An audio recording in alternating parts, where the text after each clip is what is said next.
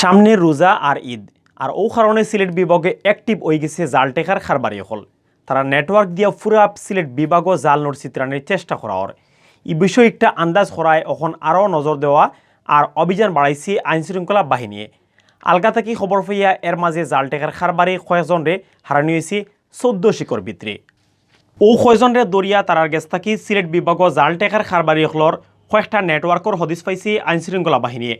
List করিয়া অর্থাৎ 2 নম্বর খারবারি হলর বিরুদ্ধে এখন অভিযান আমার প্রস্তুতি নেওয়ার।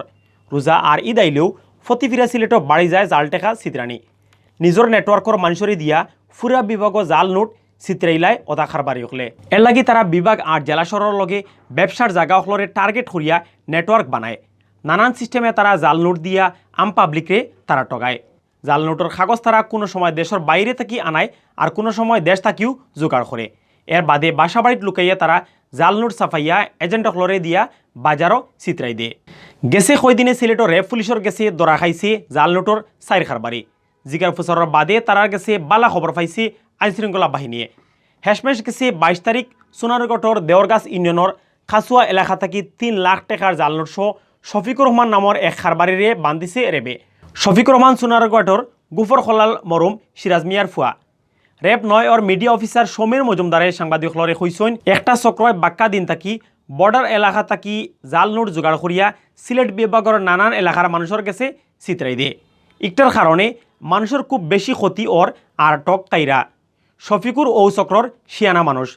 রেবর জিকার ফুসারে শফিকুরে কইছে ঈদের আগে এই চক্র খুব বেশি মাঠ থাকে। তারা ছোট ছোট ব্যবসায়ী হলরে টার্গেট করিয়া জাল টেকা বানায় আর বাজারও চিত্রাই দিয়ে।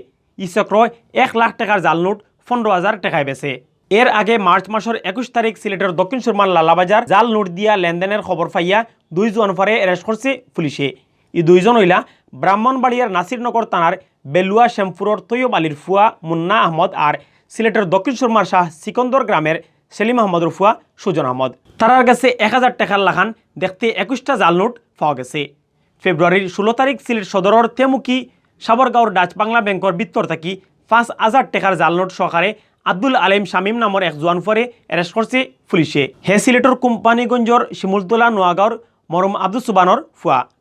সিলেট জেলা পুলিশের media officer additional SP Mohammad Lutfur রহমানে কইছেন রোজা আর ঈদ সামনে থাকায় জাল নোটর খারবার ইনতে সাইরো বাইদি এখন ঘুরাঘুরি করের। তারা যাতে আম পাবলিকের টকাইতো না পারে ই ব্যাপারে পুলিশ হুঁশিয়ার আছে। সিলেট মেট্রোপলিটন পুলিশের ডিসি আজবাহার আলী শেখে কইছেন রোজা আর ঈদের সময় আইলে জাল নোটর খারবারি হল মাঠলামি যায়। ই ব্যাপারে পুলিশ সজাগ থাকায় এর মাঝে বাক্কা কয়জন খারবারিরে ধরা গেছে।